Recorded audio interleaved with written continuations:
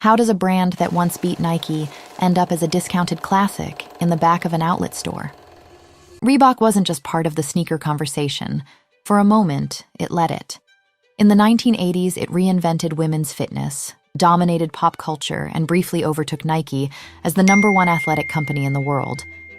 And in the 90s and early 2000s, its logo sat everywhere that mattered, on celebrities, in stadiums, in music videos, and across entire malls.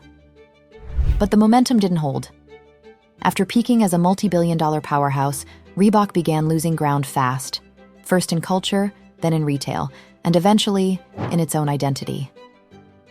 A brand that once defined entire eras drifted so far off the map that most people now recognize it through discounted classics and leftover inventory, not influence.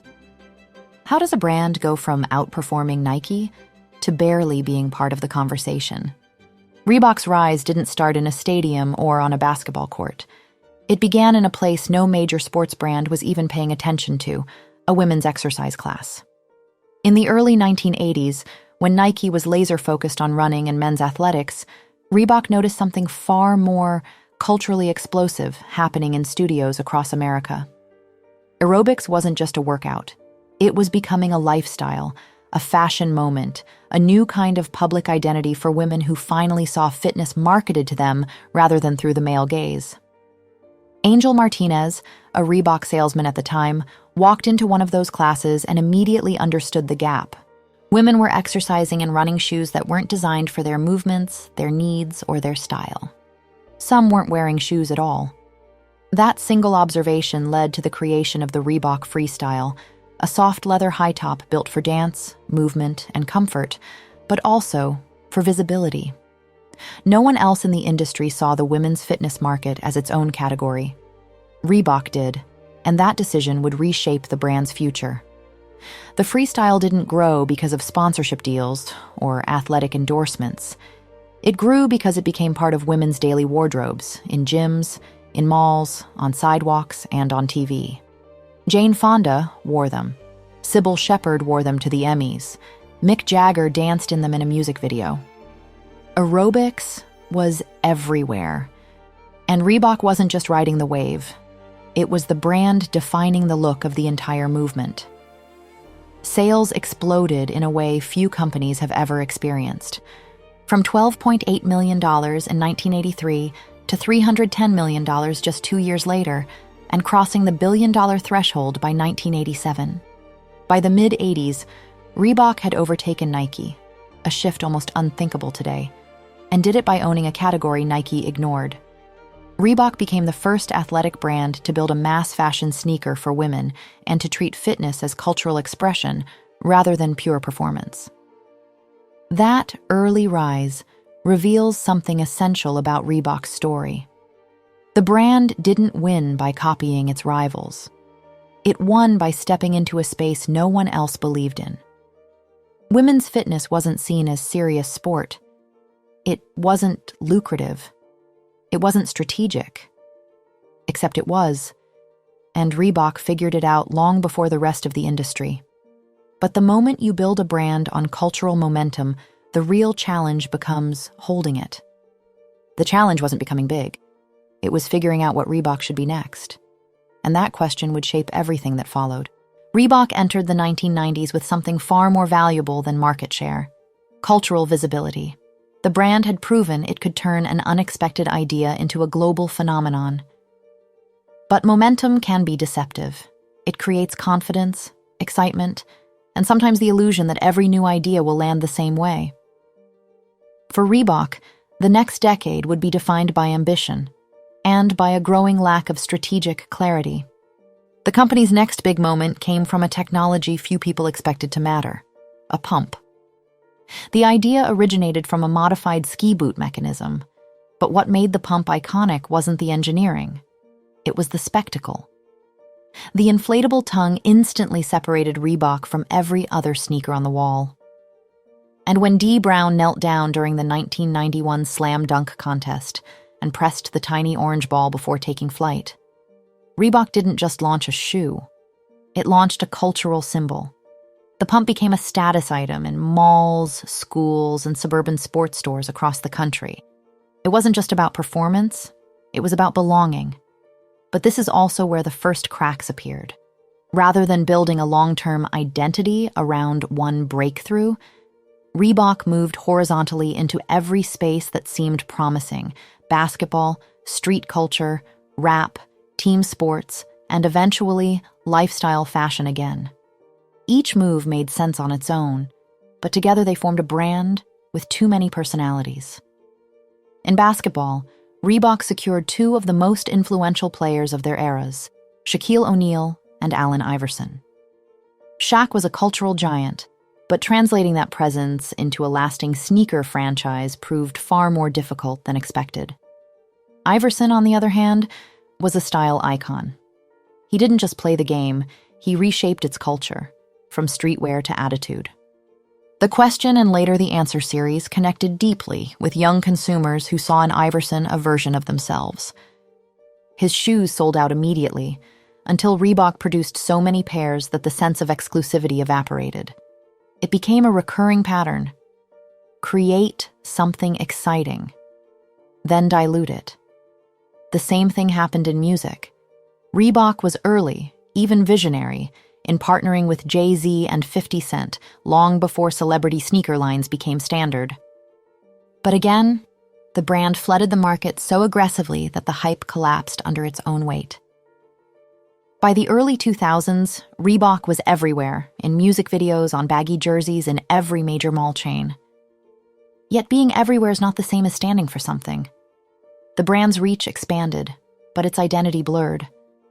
What had started as a sharp, culture-shaping point of view was now dissolving into a patchwork of trends, athletes, and short-lived hits, momentum without a center. And that vacuum of identity would soon collide with the biggest corporate shift in Reebok's history. By the mid-2000s, Reebok was still visible but increasingly unfocused. The brand had strong individual hits, Iverson's signature line, retro pumps, rap collaborations, yet none of them built a stable long-term identity. That instability made Reebok attractive to one company in particular, Adidas. In 2006, Adidas purchased Reebok for $3.8 billion, presenting the deal as a strategic alliance that would finally challenge Nike's dominance in the U.S. market. On paper, it looked like the beginning of a new era. In reality, it marked the point where Reebok lost control of its own direction. Adidas didn't buy Reebok to elevate it. They bought it to fill gaps in their portfolio. Reebok had strong American distribution, licenses with the NFL and NBA, and cultural recognition that Adidas lacked in the U.S. But once the acquisition closed, those advantages were gradually absorbed rather than expanded. League licenses were renegotiated or shifted away. Marketing budgets were centralized. Product strategies were rewritten. Reebok's once distinct positioning became muddled inside a larger corporate machine that prioritized Adidas's needs first. The biggest shift came in the form of forced repositioning. Adidas wanted clear separation between its brands, so Reebok was pushed toward fitness, a category far narrower than the cultural territory it once owned. It was a strategic downgrade. While Nike and Adidas poured money into lifestyle, athleisure, and global sports icons, Reebok was channeled into training gear, gym apparel, and niche partnerships. The brand that once shaped entire style movements was now expected to play the role of a functional supplement to Adidas's broader strategy. Logo changes and brand resets followed, each one intended to clarify Reebok's place in the portfolio, but instead confusing consumers who no longer knew what the brand represented. And as Adidas focused on growing its own identity, from originals to major athlete deals, Reebok's visibility shrank. The brand had less cultural presence, fewer breakthrough products, and limited autonomy to rebuild the momentum it once had.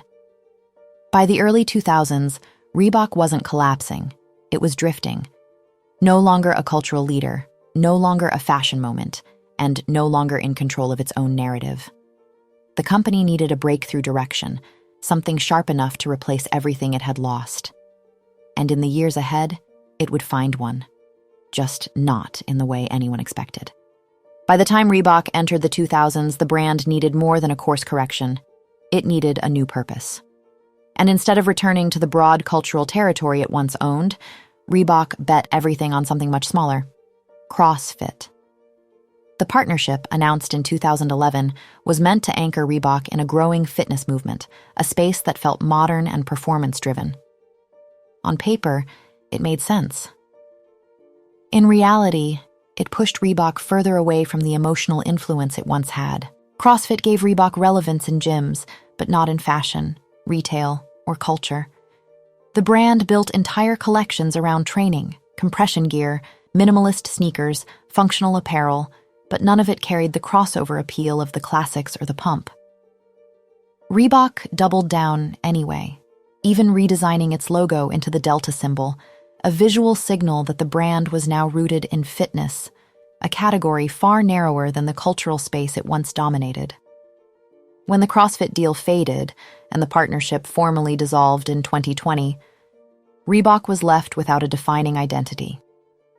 So the company leaned into the only territory with guaranteed demand: nostalgia.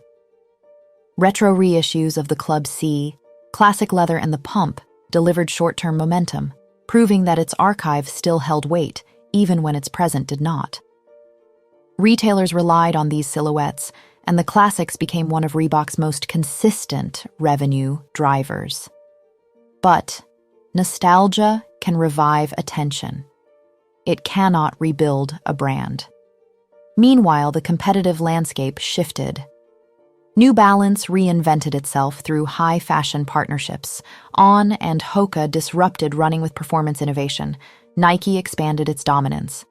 Adidas found fresh energy in originals.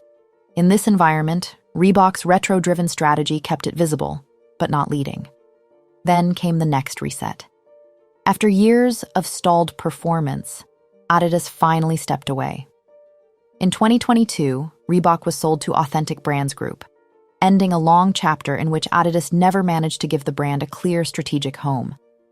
Under ABG, Reebok began expanding back into sports categories and testing broader collaborations, from Cardi B and Gigi Hadid to emerging athletes like Angel Reese. The catalog widened fast, but the brand story didn't. Reebok was active again, but not clearly defined. By the mid-2020s, the brand had pockets of momentum: retro sellouts, new partnerships, renewed basketball interest, yet no unifying identity to hold it all together. In a market obsessed with clarity and narrative strength, Reebok was moving, experimenting, resurfacing, but still searching for a place to belong. In 2025, the sneaker market is more competitive than at any point in Reebok's history, and brutally unforgiving to brands without a clear point of view. Nike dominates every major category with scale, storytelling, and athlete-driven product ecosystems. Adidas has regained momentum through originals and terrace culture. New Balance has rewritten its reputation with designer partnerships and high-quality lifestyle silhouettes. And performance disruptors like On and Hoka have turned technical footwear into the new status symbol. Reebok sits somewhere in the middle of all of that. Not irrelevant, but not essential. Under Authentic Brands Group, the brand finally has operational freedom, but ABG's model also comes with limits. Reebok is now licensed across multiple partners, which means broader distribution and faster product cycles, but also a constant risk of dilution. The catalog is wide, but the message is not. And in a market where identity drives value, that's the core issue. The truth is simple. Reebok doesn't need more athletes, more collaborations, or more retro drops. It needs a why. A central idea strong enough to shape product, marketing, and culture, the way performance innovation defines Nike or heritage craftsmanship defines New Balance. Without that backbone, every move Reebok makes feels like an isolated experiment rather than part of a cohesive comeback. The opportunity is still there. Reebok's archive is one of the strongest in the industry. Its women's fitness legacy could be rebuilt into a modern category leader.